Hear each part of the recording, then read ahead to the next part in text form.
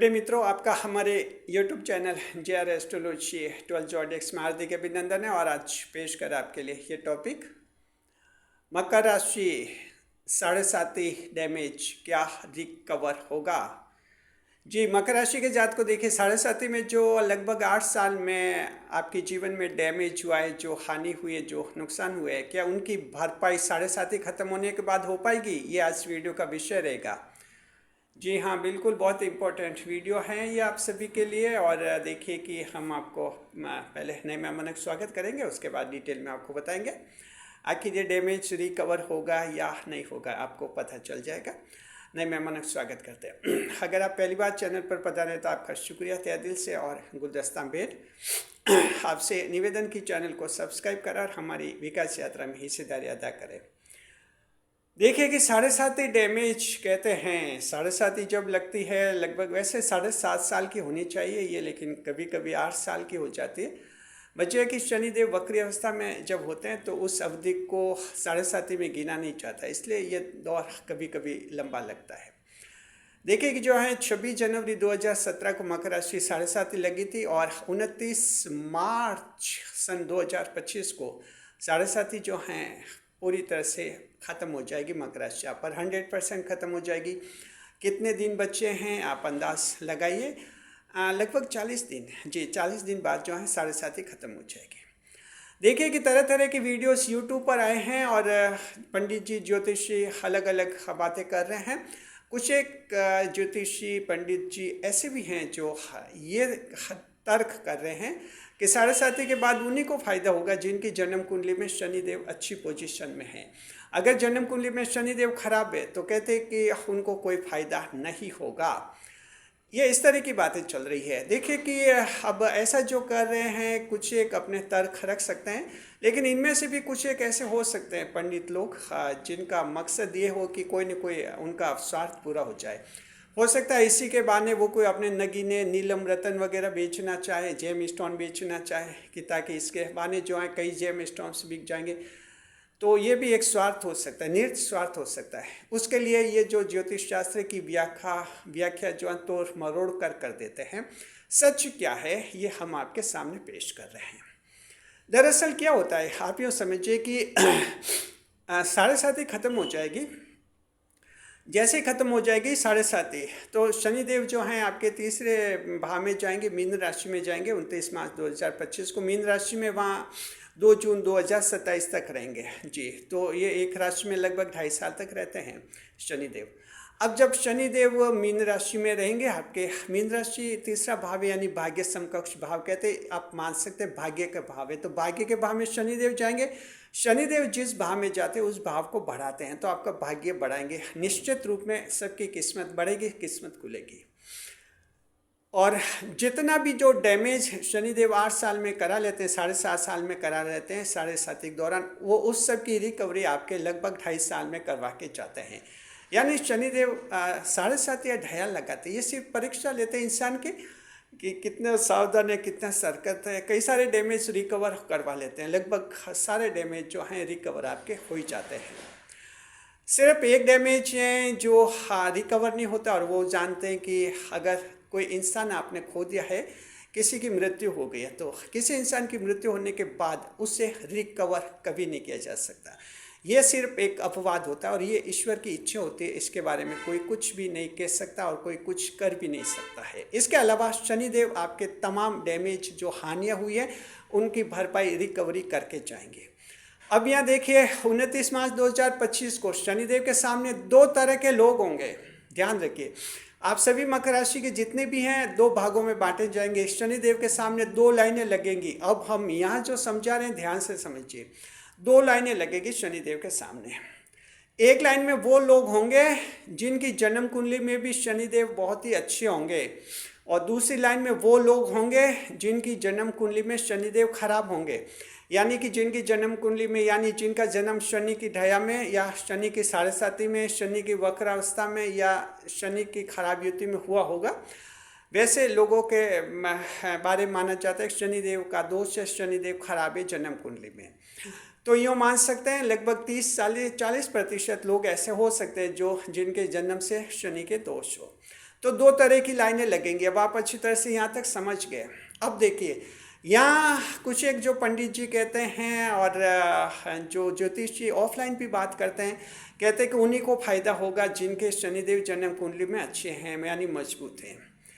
अगर मान लीजिए ये तर्क मान लिया जाए उनका कि उन्हीं को देंगे, तो इसका मतलब ये हुआ कि 100 में से 60 लोगों को ही फायदा होगा, 100 में से 40 लोगों को तो कुछ भी फायदा नहीं होगा। तो ये एक कॉमन सेंस के आधार पर भी इस बात को नहीं माना जा सकता। आप बहुत ज़्यादा ज्योतिष शास्त्र की गहरी समझ की ज़रूरत नहीं है। आप एक कॉमन सेंस निकाल सकते हैं, एक निष्कर्ष निकाल सकते हैं कि जब रिकवरी के भाव में आते हैं शनिदेव, 7.5 या ढाया खत्म होने के बाद जो भाव चलता है, भाग्य भाव में आते हैं शनिदेव और उसे रिकवरी का भाव कहते हैं।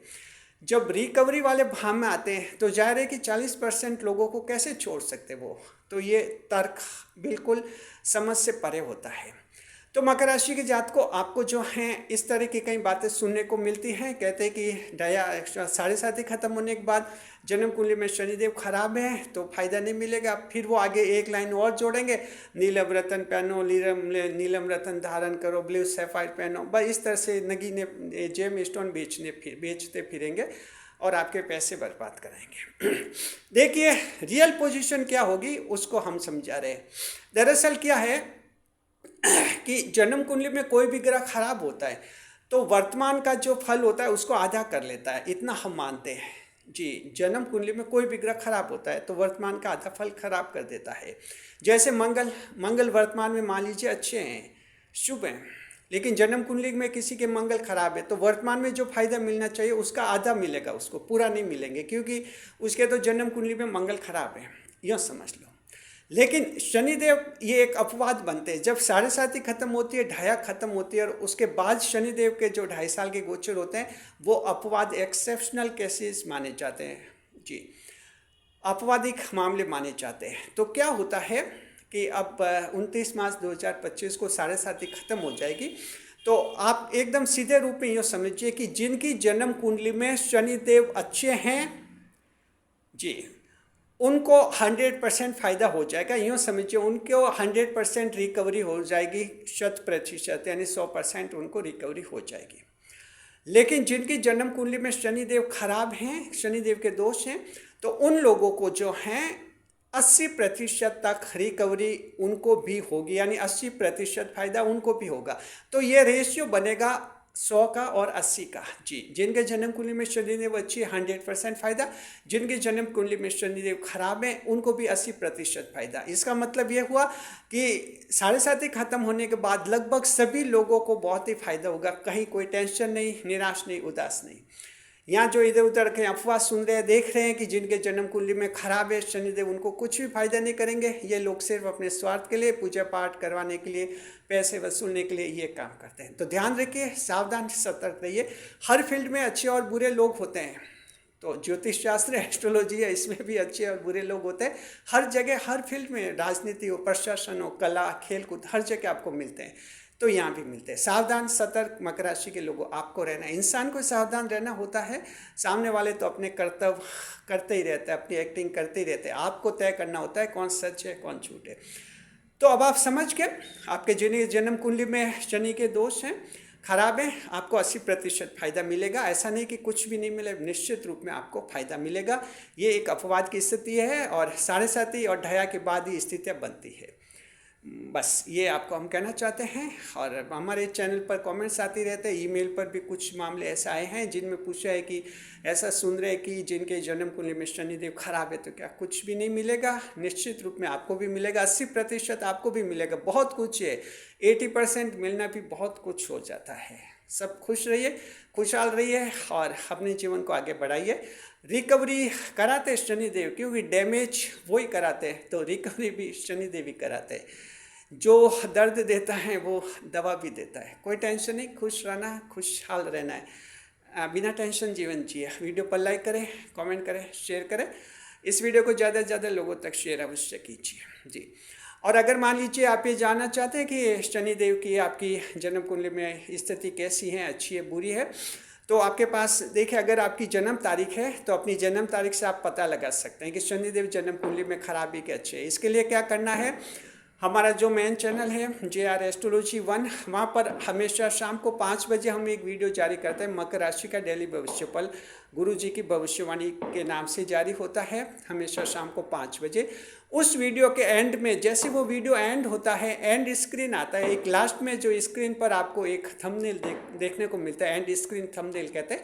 एंड स्क्रीन पर हम ये वीडियो अटैच करते हैं कि जन्म तारीख से शनिदेव की स्थिति जाने जन्म कुंडली में। तो जो वो उस वीडियो को देखे, एकदम लास्ट में आधे मिनट पहले वो जो शो होता है उसको क्लिक करना, और आपको जो है फिर नया वीडियो खुल जाएगा, उसमें जन्म तारीख से शनिदेव की स्थिति का पता लगा देंगे आप। चाहे किसी भी साल में जन्म हुआ हो, उसमें हमने सन 1950 से लेकर सन 2025 तक सभी को शामिल किया है। किसी भी आयु में जन्म हुआ हो, आप आराम से शनिदेव की स्थिति जान पाएंगे। और याद रखिए, ये किस में जारी करते हैं, हमारा मेन चैनल है JR एस्ट्रोलॉजी 1। शाम को 5 बजे मकर राशि के डेली भविष्यफल का वीडियो जारी करते हैं। उस वीडियो के लास्ट में एंड स्क्रीन आता है, वहाँ हम ये थंबनेल अटैच करते हैं, उसके जरिए आप पता लगा सकते हैं। शुक्रिया, बने रहे चैनल के साथ। कुछ एक साथ वीडियो पर लाइक करें, कमेंट करें, शेयर करें।